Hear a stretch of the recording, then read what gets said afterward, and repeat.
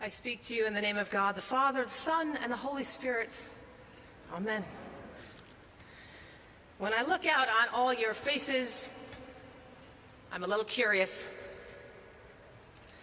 In fact, I wonder, what is the most unbelievable story you could tell about growing up? I mean the kind of story that is so strange or so unbelievable or so funny, if you weren't in it and you heard someone say it, you wouldn't believe them. My brother had just turned 16. He had just gotten his driver's license. I was 15, so I was already training for it myself. And we had two cars in our family. I should say we had two automobiles. One of them was a huge beaten-up van that my father drove. It used to have seats in it. It was like a 15-passenger van back in the day. He ripped the seats out and the carpeting out, and he cleaned carpets and things for a living. So this was his work van. And the other car we had was this second-hand, but they don't call it that anymore, a pre-owned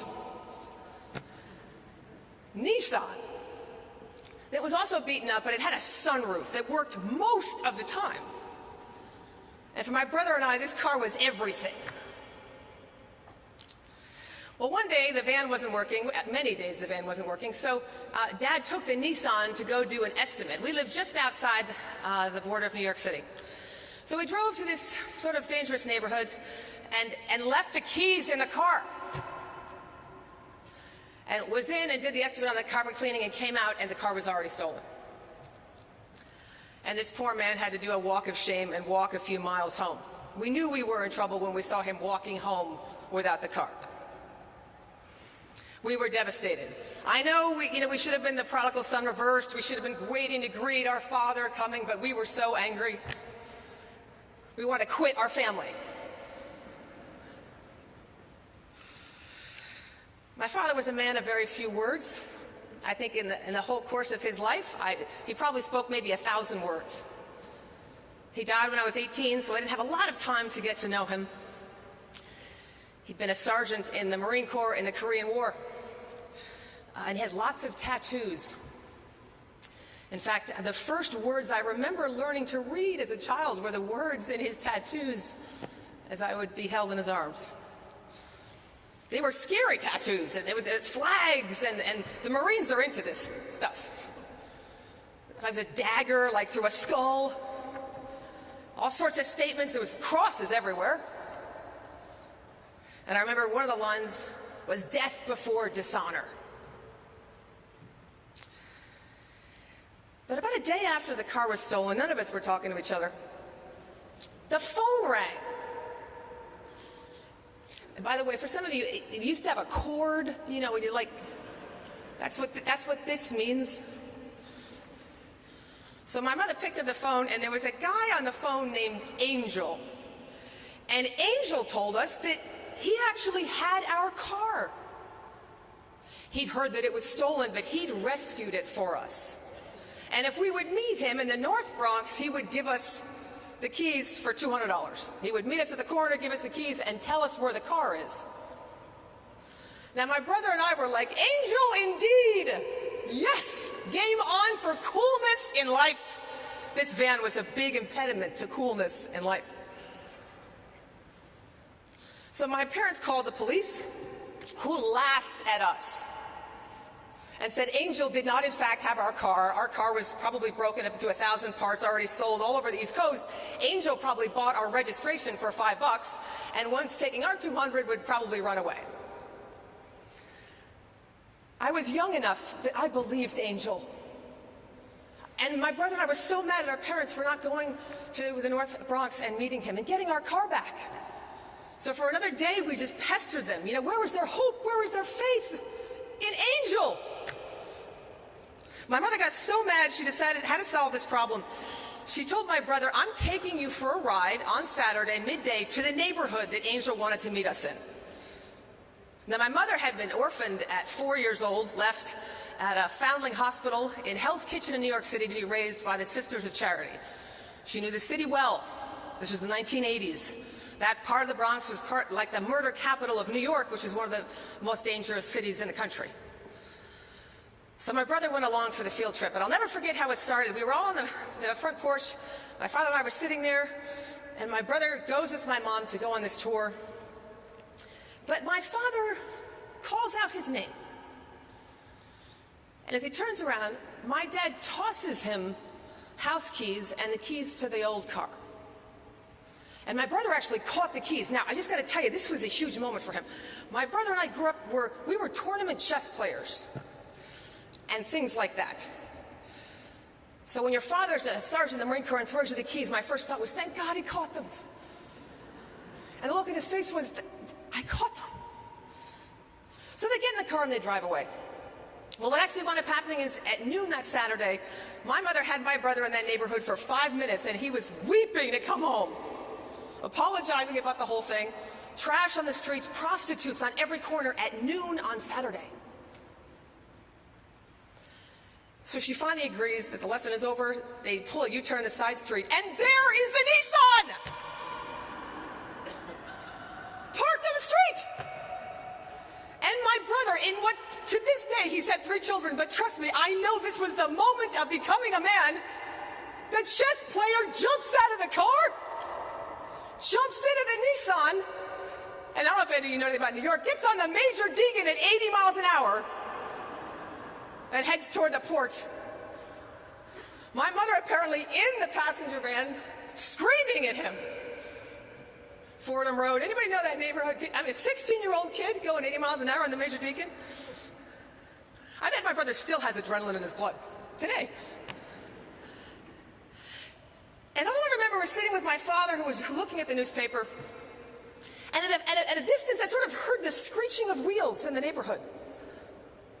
And down the street at interstate speeds comes the Nissan, the second coming of the Nissan. And the passenger van with a screaming mother behind it. And I just looked at my father. And I said, so that's why you tossed him the keys? How did you know? And my father did something he very rarely did. He looked at me and said only these words.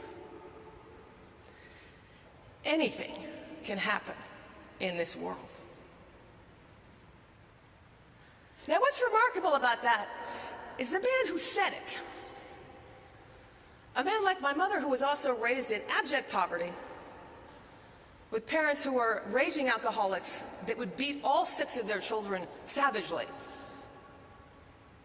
My father, who was the oldest of 6, would go around the community and ask for food from stores. He enlisted in the Marine Corps, I'm sure, to try and save his life and that of his family. Saw horrors in the war, came back and married young, and their first daughter, my older sister, graduated from high school, and not long after was killed in a car accident. All this happened before my father was 40. And that was the man who looked at me and said, anything can happen in this world. When I think about it, that's what the tattoos were about. That was his way of, to use a word of the day, to confirm what he believed. Now, he believed those things deep in his heart, for sure. But he wanted to write them on his arm. He wanted to go public with the explanation for this bold and maybe even embarrassing belief that anything can happen in this world. This confirmation and reception and reaffirmation service is frankly one of my favorite of the year. I was received into the Episcopal Church in this service 14 years ago. I sat right in the 4th row. It's taken me 14 years to come about 35 feet. On the other hand, it's a warning of what may happen if you stay on your journey. I joined the Episcopal Church that day, and it remains one of the best decisions in my life. And it brings me joy and purpose and frustration and growth and passion, even to this moment. But I say this to you, no matter what you believe or not. Some of you are here to be confirmed, others of you are polite, agnostic friends of those people.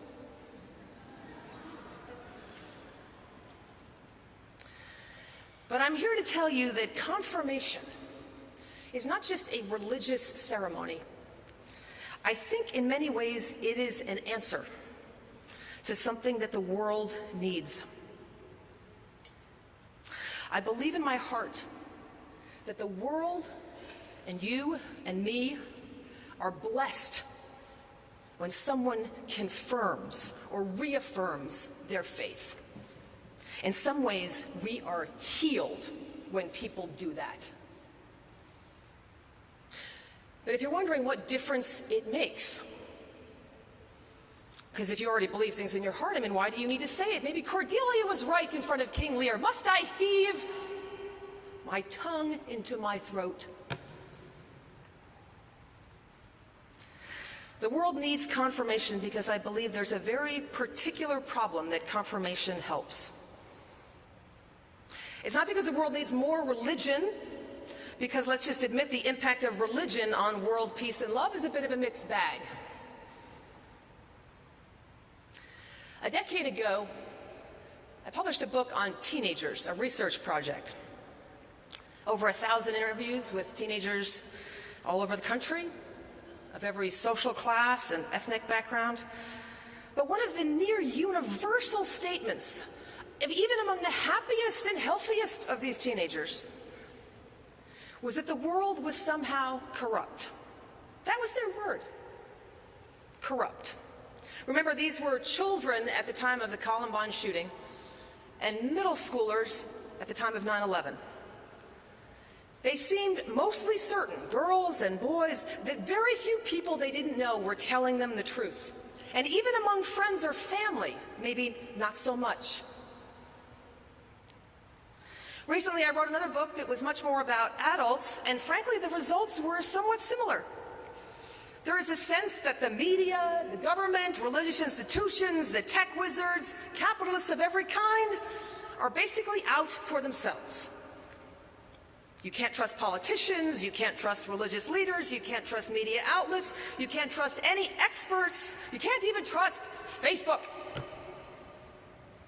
There seems to be an expectation of a little bit of corruption baked into everything. But the problem is within us, too, is what I heard on my tour. People say that they often feel confused a lot of the time between right and wrong, between two kinds of right, two versions of not great. C.S. Lewis once said, there are two things that are true about humanity, and he also added, don't waste your time arguing with anyone that doesn't agree on these two things before you start. The first, he said, is that people are aware of a kind of moral law. I'm sure it has variances between Boston and Beijing and Bangor and things like that. But generally speaking, we have a sense of right and wrong. And he said the second thing about human beings is we don't live up to it and we know it. So we know the law and we break it. He said, don't bother talking to anybody that doesn't start there. St. Paul, one of the authors of the New Testament, said something similar. Thousands of years ago. He said, I do things I don't want to do, and I don't do things that I want to do. This is captured best by Augustine, who in a journal entry in the 4th century once wrote, on becoming a teenager, Augustine said, at that time, I became a problem to myself. Ancient wisdom for adolescents. From that time, something sort of broke. Some confidence in your own moral sense broke. An awareness that the fissures in society go right through the human heart. And the instability of certainties begin at home. So what do we do in life? How do you live in a corrupt world? We cling to our tribes, our people, our news, our chosen experts to make us feel safe or correct. We try new things more often than we make promises to old ones. We start over more often than we buckle down. We give up more often than we get liberated in some meaningful way. We are learning to manage corruption. But managing corruption is just a form of accepting it, and in our hearts, we feel the grief of this acceptance. There is on television every form of medication to help you with this grief. And the proliferation of such commercials and products only points to the truth.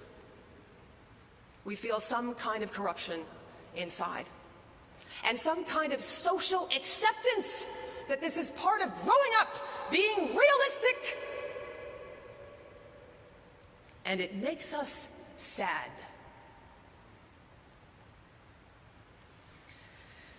But when we cling to these tribes and our people and our chosen experts, our world becomes very small. What you can keep safe is very small. I think one of the reasons that superhero films are the most popular in the last decade and were promised sequels into the 2 digits is because there's such a decay in the social fabric of hoping that we will ever friend or know or date or vote for a superhero anymore, much less aim to be one ourselves. Someone who thinks outside of what we can control and recognize and dreams and hopes for healing in the world. Not your world or his world or their world, but the world. Some part of the world stays whole for you and you dare to dream something good about it. The true casualty of a culture of corruption is not the loss of trust. It is the loss of hope. Oh, sure, trust is a certain casualty of all this corruption, but honestly, you can make your world small enough that you might be able to rebuild trust in your tiny, guarded space with whatever privilege you have to build it. But once hope is lost, that emptiness will haunt you, even within the smallest community of your heart. If you think nothing can be trusted outside of what you can own or control, it is hard to keep believing that anything can happen in this world. Cultures of ambient but ever-present corruption cause failures of the imagination. C.S. Lewis said, "The imagination is the organ of hope."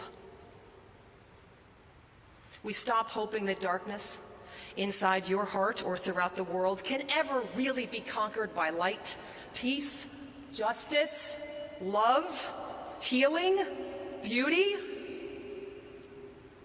We pull back our trust to a smaller and smaller landscape, and we give up on thinking about transformation anywhere outside our control. Right now, I would say that we believe ownership is our strategy for control, but there will always be a border to what you can own. Today, those of you presenting yourselves to confirm your faith, to reaffirm your vows, or to join this amazing, brave church are doing a revolutionary act, an act of resistance, because you are choosing hope. In a culture of corruption, the inner condition, and our world, you are confirming, yes, anything can still happen in this world. Not in the tiny self-help hope of a smaller, safer, self-interested world that we create, that I create, but hope in and for the whole creation. Freud was right about many things, but he was wrong that ultimately humans just want to avoid pain and seek pleasure. In my experience, there is a still small hope in everyone, for everyone. even if the only thing left in your heart is a grief that it no longer hopes for everyone.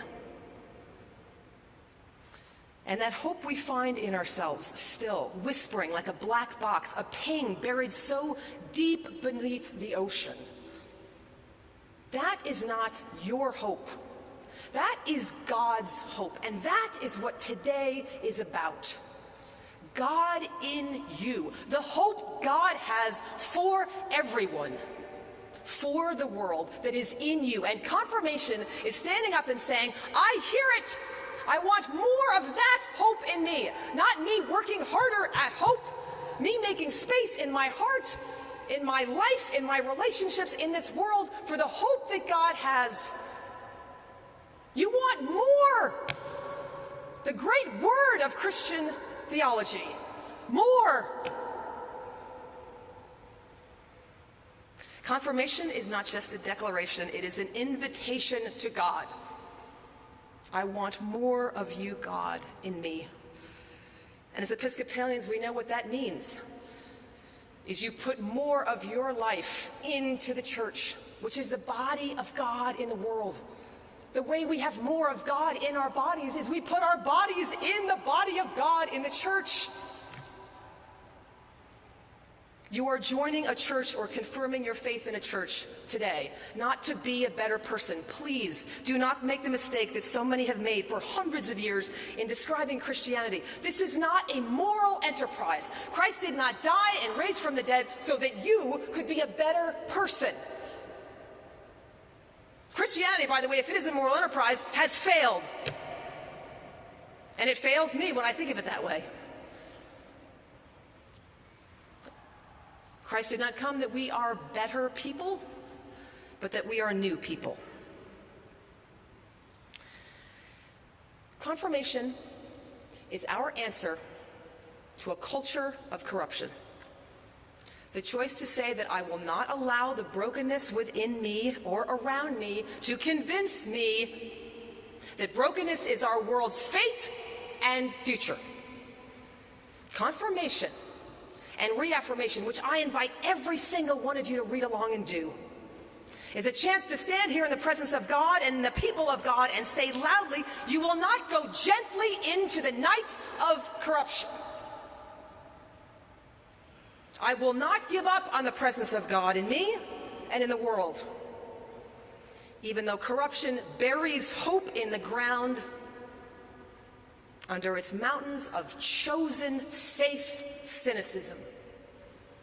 Confirmation is our tattoo.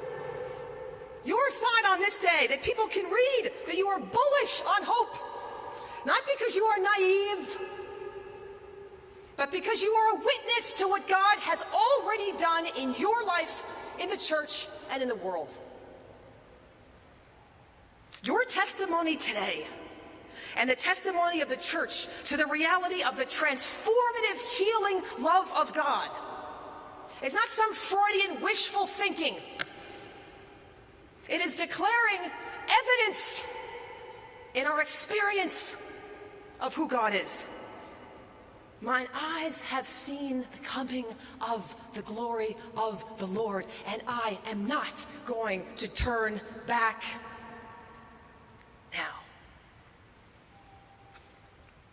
Baptism brought you into the people of God and into the life of Christ. But since that day that you got soaked in the living water, you have walked through the dry desert of a culture that often trusts in nothing more than its own criticism. And I invite you today, all of you, to dust off that arid sand and get wet in your baptismal water again. Confirmation says, I'm going into the font deeper. I want to go to a deeper place with God. I want more of God in my life. And the deeper you go into the font, the deeper you can go out into the world. If the resurrection of Jesus says one thing, it is this: anything can happen in this world. Confirmation is your public statement today that you have not given up on the potential resurrection of this world. And by the way, If all this sounds like a good idea, you can be baptized if you are not already.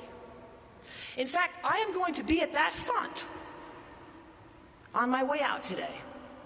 And if you have a question or a dream that is a way of life that you want in yours, meet me there. If you have a story of how baptism has changed your life, meet us there. And I promise every one of you, stop and think there. The only locks on an Episcopal church door are on the outside. We are always open for you.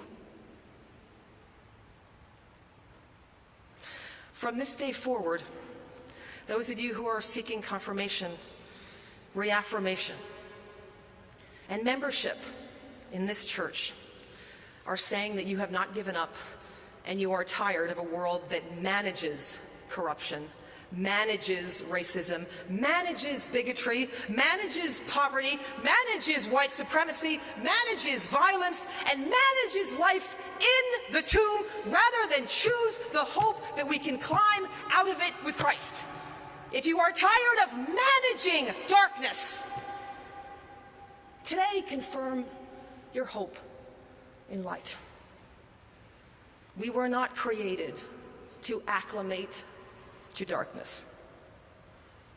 My friends, take the keys.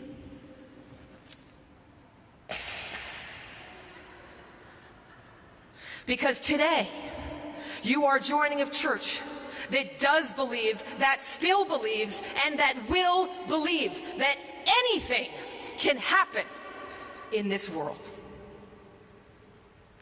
Amen.